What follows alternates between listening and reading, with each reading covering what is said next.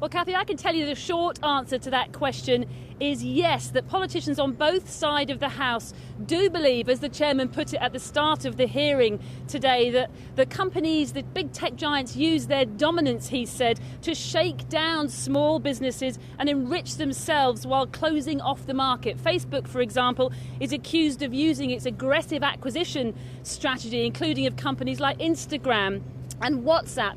Amazon by running the world's biggest online marketplace, in which it's accused of favouring its own products rather than those of its competitors. Google, whose technology runs about 90% of online search, it was accused by the chairman of stealing technology from its competitors. And Apple, that only allows users to download apps to its iPhone from its own app store, for which it then takes a substantial cut of the sales. Well, we'll hear from them, from the tech giants themselves, and their reaction in a moment. But first, let's hear from our reporter, Inigo Gilmore. The big beasts of big tech taking the oath remotely as they came under fire today from a Congress asking if they're now just too big and too powerful. The dominant platforms have wielded their power in destructive, harmful ways in order to expand.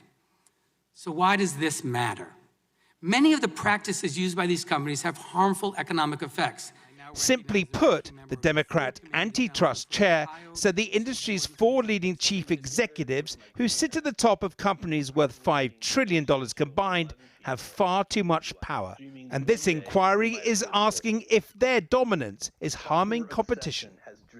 Back in 1994, when America's largest tobacco companies testified before Congress, I don't believe that nicotine or our products are addictive. Their obstinance gave real momentum to efforts to regulate that industry. Today, the tech giants are facing sustained criticism of a different kind from politicians on both sides of the House. But critics can't agree on whether breaking up the companies is a practical way of constraining them. Some members of Congress want to regulate the 4 big tech companies and what they see as anti-competitive practices. Take Amazon. It's all about whether its e-commerce products have an unfair advantage. For Facebook, questions about its access to consumer data, with the tech giant acquiring Instagram and WhatsApp.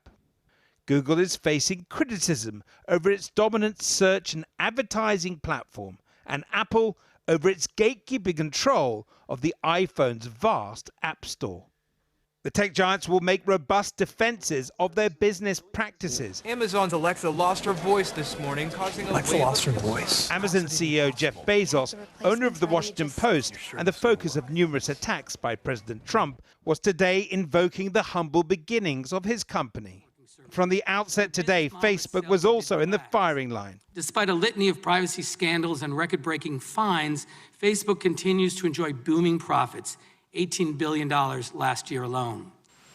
In an election year, there's a big focus on platforms like Facebook and how information is disseminated, with President Trump accusing Facebook of censoring conservative views. Facebook CEO Mark Zuckerberg today pushing back against criticism of its data gathering and dominance. 2 years ago, revelations about Cambridge Analytica, including the undercover investigation by this program, opened the way for Mark Zuckerberg to appear before Congress, where he gave an indifferent performance, even though his inquisitors were poorly prepared. We didn't do enough to prevent these tools from being used for harm as well. This time, those asking the questions will presumably have done their homework, but many wonder what regulation, if any, will emerge from this one tech inquiry being operated remotely. Well, the tech giants obviously all deny using their dominance to stifle competition. Amazon's Jeff Bezos telling the committee that he was operating in a large and competitive market and that there was plenty of room for competitors. He said Amazon only comprised less than 4% of the US retail market.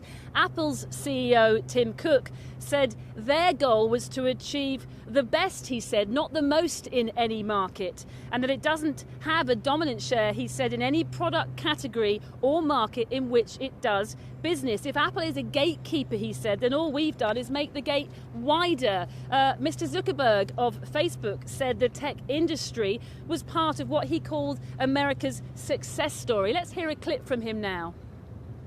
I think the true nature of competition is much broader. When Google bought YouTube, they could compete against the dominant player in video, which is the cable industry. When Amazon bought Whole Foods, they could compete against Kroger's and Walmart. When Facebook bought WhatsApp, we could compete against telcos who used to charge 10 cents a text message, but not anymore.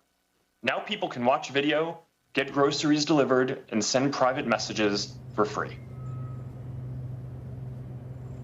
Interesting so far throughout the hearings, most of the questioning targeted at Mr. Zuckerberg and the boss of Google. Little so far at Jeff Bezos, the Amazon CEO, of course the world's richest man. It's the first time ever that he's been hauled in front of Congress. I think we can expect some testy exchanges between them later. Ahead of the hearing earlier, of course, the President Donald Trump couldn't resist taking a swipe at the tech companies. He said in a tweet, if Congress doesn't bring fairness to big tech, which they should have done years ago, then I will do it myself. To be fair, he has a point. We have been here before with tech companies. There is very little, if any, regulation of these tech giants without whose technology is impossible almost to use the internet. The committee promises yet another report sometime later on this summer, early fall. Let's see what they have to say.